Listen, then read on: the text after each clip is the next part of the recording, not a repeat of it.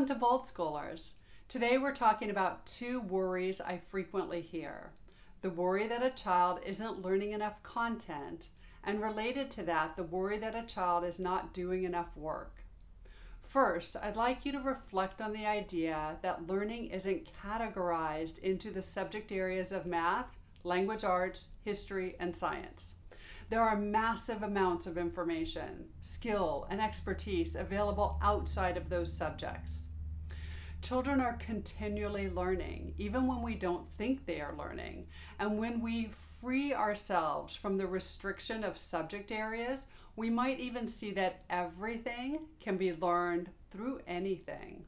Solid learning, and what I mean by that is learning deemed worthy by traditional learning standards, can be achieved through most any topic. We can embed math into a study of graphic novels, into a study of story construction, into a study of grammar, or a study of the development of historical languages, etc. Learning is all connected in some way because the world is vastly interrelated. Usually, when I hear a concern of a lack of learning, it's because we're measuring learning against the benchmarks with which we are most familiar, traditional models of education. Those traditional models of teaching and learning work for some children, but they don't work for all children.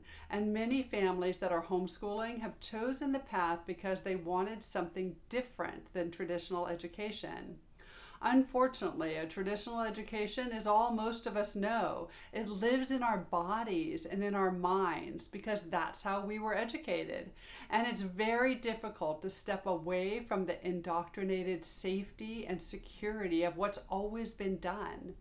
It's the path of least resistance, centered around listening to the experts. Traditional schools do not typically embrace an integrated curriculum, but rather separate learning into discrete subjects, which allow for an organizational ease of delivery. Homeschooled children may not learn the same things in the same years or in the same order as traditional school curricula, as many of those decisions are arbitrary. Some content is best understood in a particular order, as with mathematics or early literacy, but many topics in traditional education are randomly introduced, not even following developmental milestones. If you're comparing your homeschooled child's learning to a traditional model, it becomes all the more challenging when different topics are learned at different times and in different ways. Will my homeschooled child be prepared for college, for the workforce? Will they be able to function as whole, competent adults without checking all the traditional boxes in the traditional order? We may know in our minds that traditional education has plenty of holes and gaps all by itself. It has its own inadequacies and negative consequences, whether it be in the realm of the interpersonal, such as bullying or coercion, ridicule or shame, or in the diminishing of creativity and free thinking. But it also feels safe. It feels comfortable. It feels familiar, and therefore it calls to us.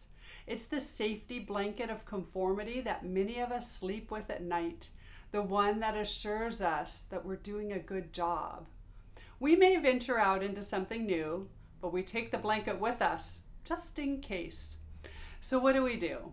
For some of us, we desperately want to throw off the shackles and run headlong into the opportunity on the other side of the fence. But for others, we're not there yet. Maybe we don't even think we want something different. After all, we turned out just fine as products of a public education, didn't we? Perhaps it comes down to what do you want? What we practice every day, we become better at. We take on the color of the dye we soak and saturate ourselves within. What do we want for our children? We may want our children to ignite the fire within them by following a curiosity, but we may also want the safety of traditional learning found in the local school's mathematics books. I completely understand the challenge. When my oldest son was in elementary school, he attended an alternative Waldorf school. And unable at the time to step out of my traditional teacher role, I had him doing traditional learning at home many nights after school because I was nervous. It was also me that had him studying traditional content before state tests, when those tests and the content in them did not matter in the slightest to his own elementary school learning trajectory.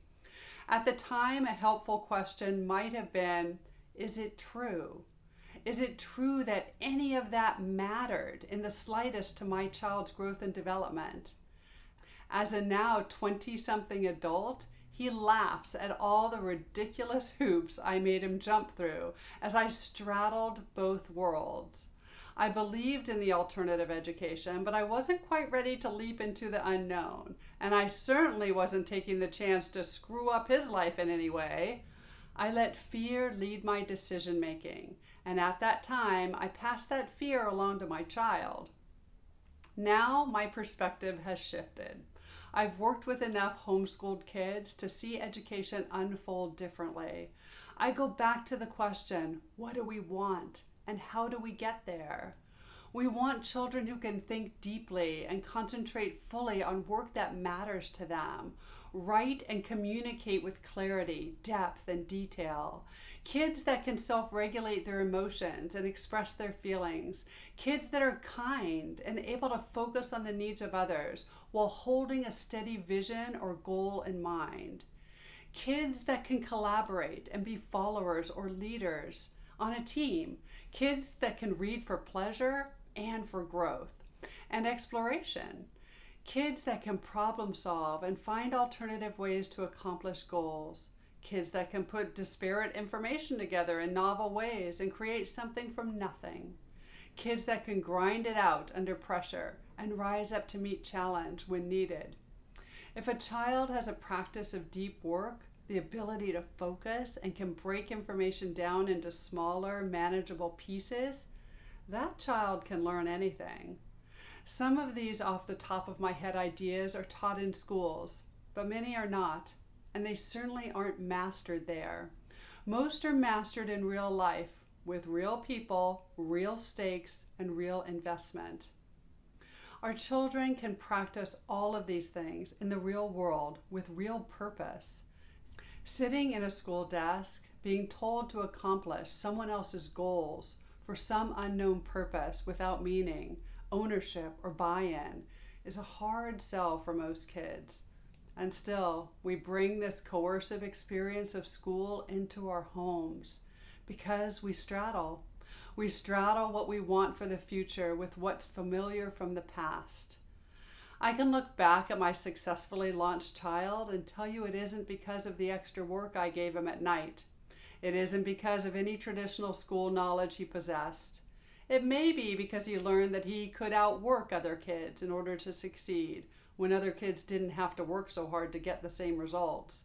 It may be because he knew how to grind out a deadline instead of simply giving up or not doing it. It may be because life gave him some really hard circumstances that he had to navigate to be successful in his goals. Perhaps it's not the content per se that makes the most difference, but instead the processes wrapped around that content that make all the difference. Instead of asking, is my child learning enough content?